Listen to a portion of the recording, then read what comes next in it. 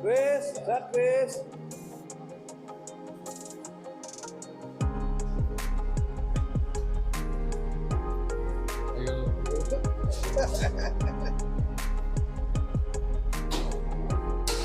Awas. Putra, oke.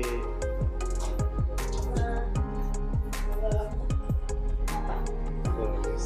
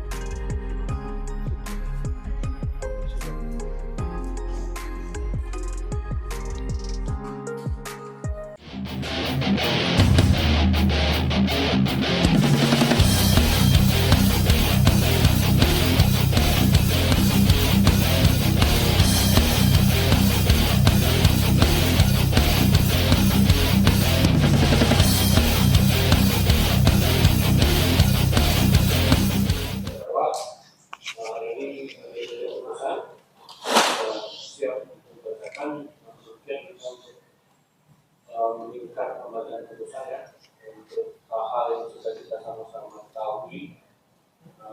Terima kasih. Oke. Ya Bang PM. Mungkin hari ini putusan dari Christopher. Ya, terima kasih. Assalamualaikum warahmatullahi wabarakatuh. Salam sejahtera buat kita semua. Saya dari Suku Morang Nusantara, bersama rekan saya Taufik Yudhistira Esa, yang mana pada hari ini kami dari Kantor Hukum Togar Hukum ya Jakarta yang beralamat dalam Pejaten Raya nomor 78 Jakarta Selatan Pasar Minggu ya. Di mana pada hari ini kami datang menghadiri persidangan ya pada hari ini hari Senin tanggal 22 April tahun 2024 ya. Di mana mungkin dari teman-teman media semua yang pada hari ini hadir ya di pengadilan negeri Jakarta Selatan ya terkait agenda hari ini mengenai keputusan dari klien kami yang bernama Christopher Stefan Sugianto ya. Kami sebagai penasihat hukum dari Christopher Stefan Sugianto merasa kecewa ya atas penyampaian daripada majelis hakim terkait ya agenda hari ini yaitu pembacaan putusan ya. Itu yang kami sayangkan pada kesempatan hari ini. Kenapa kecewa Bang? Kenapa kecewa, Bang? Ya, kembali lagi ya kenapa kami kecewa ya. Kita flashback lagi ya terkait masalah ini kan berawal daripada adanya suatu perjanjian sewa menyewa ya antara ya klien kami yang bernama Christopher Stefan Sugianto ya dengan saudari Jessica Iskandar ya.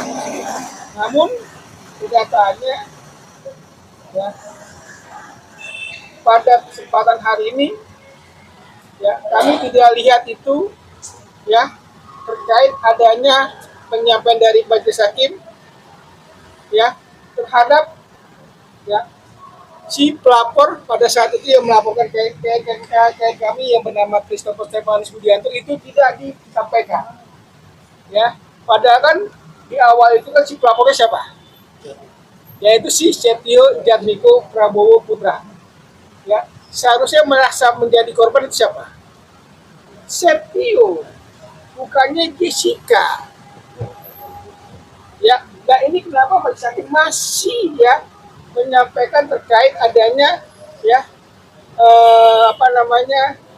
kerugian daripada Jessica Iskandar. Nah kami juga merasa kaget, gitu. Aneh menurut kami. Seharusnya menjadi korban itu siapa? Si Septius sebagai si pelapor. Nah ini kami kecewa, seharusnya ini ya kayak kami hari ini bebas sebebas-bebasnya itu loh. Tapi kenapa kayak kami di sini dipaksakan ya terkait pidananya, kan aneh. Padahal di sini jelas-jelas adanya suatu perjanjian sewa menyewa. Jadi di mana ranahnya? Dan ingat loh, pada saat penyampaian dari majelis hakim ini kan kita juga kaget. Ya, mobil itu kan bukan dijual, dititipkan. Ya, sama saudari Komang pada saat itu.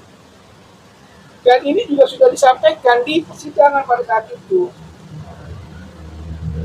Bukannya dijual, aneh kenapa jadi dijual? Kan lucu. Nah, terkait juga terkait pasal yang disampaikan ini juga kita kaget lagi di sini. Kenapa jadi pasal 378? Bukan pasal 372 8. Kan aneh menurut kami. Yang seharusnya ya majelis hakim di sini cermat dalam mengambil putusan, ini enggak. Jadi kami merasa kecewa hakim pada saat ini ya masih dalam mengambil putusannya ini masih ragu-ragu. Ya, nggak adanya keyakinan. Ini kami sangat sayangkan terkait masalah ini. Abang, maaf kalau saya tadi dengar tadi hakim sempat ngomong bahwa mobil itu memang dijual Stefanus ke saudara Komang dengan nilai 1,2 sekian miliar Ya, dengan pembayaran berupa dicicil. nah ini kembali lagi waktu pada saat di persidangan ya. Itu benar nggak, Bang? Karena gini loh. Karena si Christopher Stefanus Budianto ini adalah sebagai komisaris daripada PT TNI, ya kan? Dan dia juga menyampaikan juga terkait masalah ini, ya kepada dia punya rekanan bisnisnya bahwa mobil ini ya yang dia sampaikan ini adalah terkait masalah titipan, ya. Jadi apapun yang dititipkan di PT TPN ini, ya komisaris ya dalam hal ini bisa juga untuk mengambil suatu kepastian ya untuk ke depan ya terkait mobil yang memang ada di PT TPN sendiri kan gitu. Nah terkait masalah ini kan juga kita juga tadi sempat sangat kaget juga ya kenapa jadi masalah mobil yang dititip gitu loh yang ternyata katanya dijual sama Christopher Stefanus Budianto ke Komang. Nah, ini enggak. Ini hanya titipan saja. Tapi gitu loh. ada transaksi, Bang. Ya, Transaksi jual beli. Ditransfer ke Stefanus. dan terkait masalah adanya transaksi transferan itu, ya ini kan karena ada dari klien kami sendiri, ya terkait masalah pada saat itu, ya memang lagi dia untuk membutuhkan suatu dana. Ya, makanya dia coba untuk menyampaikan itu terkait masalah mobil tersebut. Berarti benar dijual mobilnya. Bukan dijual. Lalu apa bahasanya? Hanya untuk disampaikan untuk peminjaman dana kepada Komang. Digadein. Semacam itulah namanya. Tapi kan lucunya kenapa jadi berani dijual? Tapi memang perjanjian sama Komang ini sendiri memang ngomongnya jual beli atau gade. Titip, bukan dijual.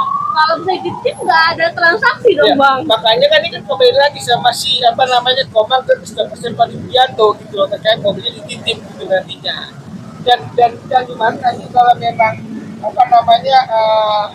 uang yang memang dia pegang sama Christopher Stefanus Budianto ini nanti kan akan dikembalikan lagi ke Komang. Intinya itu. Bukan dijual mobilnya ini, makanya kami kaget pada saat ini penyampaiannya. Tapi berarti kontraknya memang titip bukan jual. Perjanjian itu titip ya, bukannya perjanjian jual beli mobil. Kenapa hakim akhirnya ngomong Makanya kita jual? kaget. Kenapa ada perjanjian jual beli mobil di sini? Itu yang seharusnya itu kan sebagai ibaratnya kalau orang bilang investasi lah ya, terkait masalah mobil yang dititip ya kepada si saudara Komang gitu loh, untuk dijual, bukan dijual, untuk dititip kepada saudara Komang supaya ada investasi ke PT Pribadi Sendiri nantinya gitu. Untuk solusi dari Pak Taufik sendiri bagaimana? Mungkin topik Kedepannya, Pak Taufik? Tentunya untuk putusan hari ini kami sangat-sangat kecewa dan terbukti bahwa jaksa penuntut umum dia tidak bisa membuktikan dakwaannya sendiri, dan berdasarkan putusan hakim tadi, putusan hakim mempermalukan dakwaan jaksa, mempermalukan jaksa penuntut umum pada hari ini. Karena dakwaan jaksa penuntut umum kemarin adalah pasal 372 yaitu penggelapan, tetapi hukumannya divonis pasal 378 penipuan. Kan berbeda nih. Artinya mempermalukan jaksa sendiri. Dan juga kami yakin bahwa klien kami ini ada indikasi ya dikorbankan atau ditumbalkan oleh pimpinannya.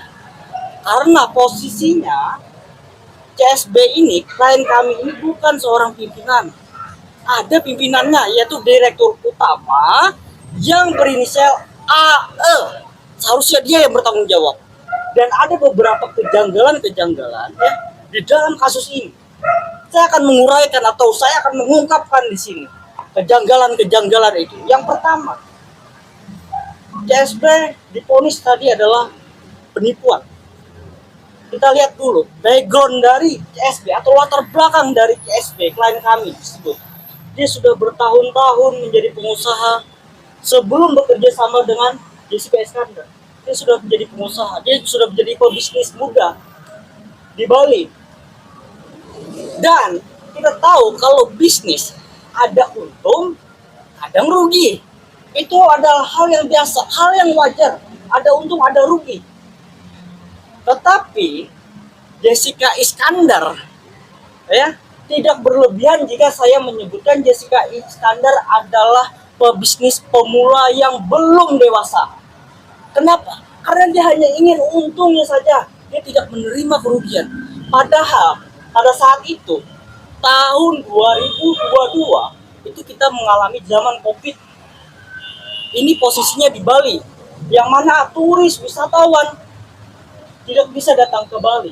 Sehingga apa? Perekonomian Bali, apalagi di Indonesia juga terguncang.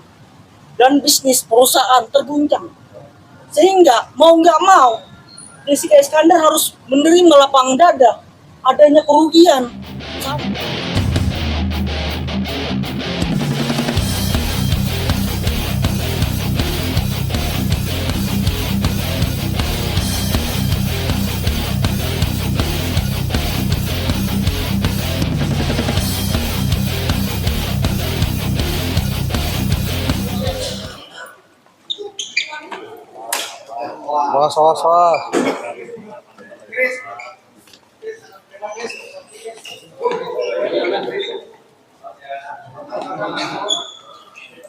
Bang, sini bang.